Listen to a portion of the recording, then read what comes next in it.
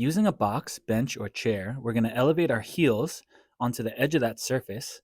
And from here, I'm going to check my rib cage position, not my stomach position, but my rib cage, and try and get a good exhale. That's going to create a better position for me to recruit core musculature and keep my pelvis neutral as well.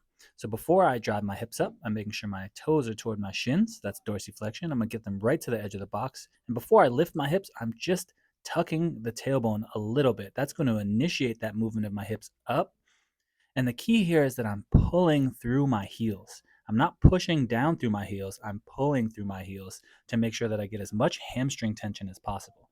Hamstring tension is the name of the game here. And even on the way down, I'm really thinking about pulling through my heels to get as much tension as I can.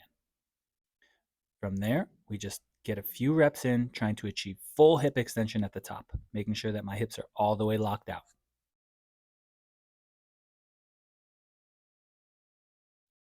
For a progression, we're going to use a foam roller. You can use a yoga block as well, and squeeze it between my knees here. Now, this is going to help me leverage an additional muscle group, the adductors, to create more muscle recruitment as well as assist in hip extension.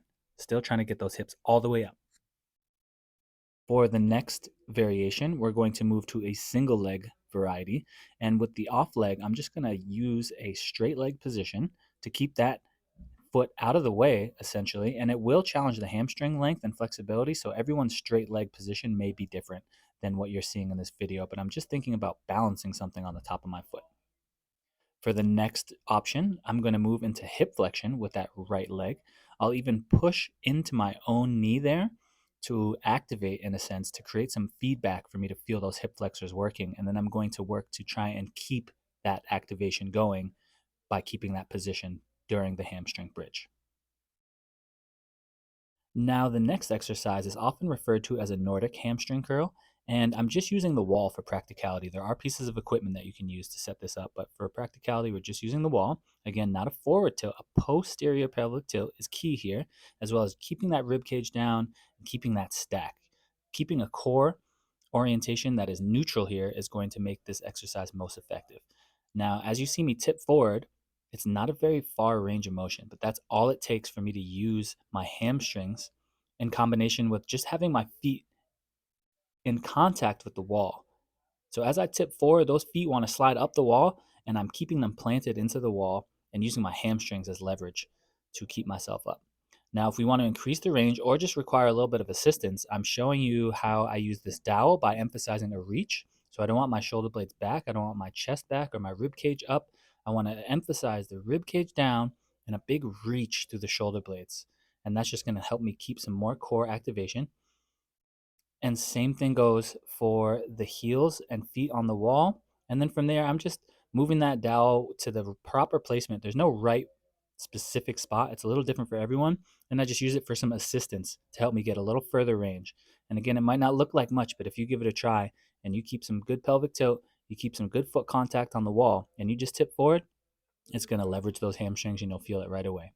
Don't leave your butt behind. Stay tall.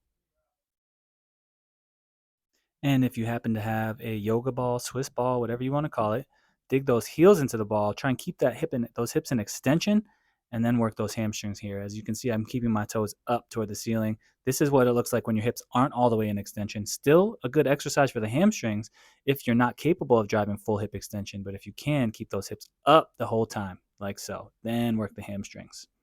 All right. So the next variation we'll do, this helps bias different fibers of the hamstring. So I'll move from a heel contact to more of a midfoot, forefoot, toe side contact.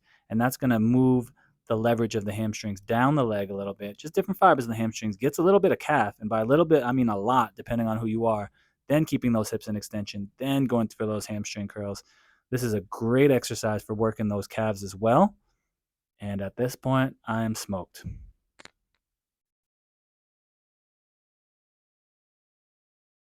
And as if that wasn't enough torture, we'll go to an advanced version. And though it's advanced, it also may be more practical for those who only have a foam roller. But as you can see, I'm kind of trying to find a sweet spot. Everyone has sort of a different distance that foam roller will need to be away from their body to keep this position ideal. I'm even going to make an adjustment here with my left foot, I believe. Yeah, there it is. Just to keep everything in the right spot. Now, this is just an oscillation, right? I'm just going through a very small range of motion. And again, it is advanced, but this is just another way to work different fibers of the hamstrings as if the other ones weren't hard enough. And if you got bored, same thing here. I'm going to move down to the more of the forefoot toward the toes. That's really going to light up that lower hamstring more toward the belly and the behind the knee. Again, priorities on hip extension. So give this one a go. Again, my hamstrings are cooked, so that's all we got. I'm keeping a straight face. So additionally, I just wanted to demonstrate a split squat with an emphasis on leveraging the hamstring.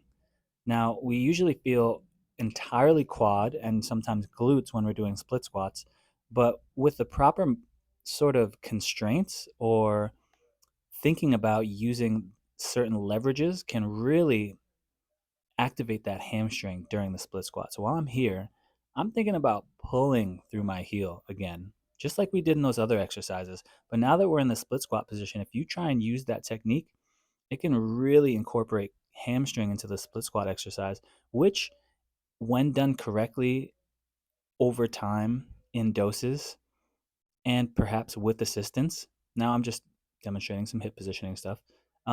You can actually alleviate some knee pain and knee overuse symptoms with your split squat by leveraging more hamstring, pulling through that heel. So you can use anything you'd like for some assistance. You can also start from the bottom up or from the top down, meaning there's almost no wrong way to experiment with this variety of exercise, trying to incorporate hamstring, as long as you're just thinking about pulling through that heel, going through your split squat range of motion, and using something if you need it. So I just use a dowel, and of course, you can use anything. But for starters, from this front view, you do want to make sure that you're prioritizing the hip position. It will make a big difference, and if you can't make it perfect, that's okay, because again, pulling through that hamstring is the priority here. Now, I'm going to demonstrate, if you lean forward, if you lean right, if you lean left too much, just find something that can help you stay in the right position. So it's not cheating, it's not easier, it's just better, right? Again, pulling through that heel as you push away from the ground. Give it a try, see how it feels. And if you need to, just use less range of motion, work from the top down or the bottom up, and work it out over time. Thanks for watching.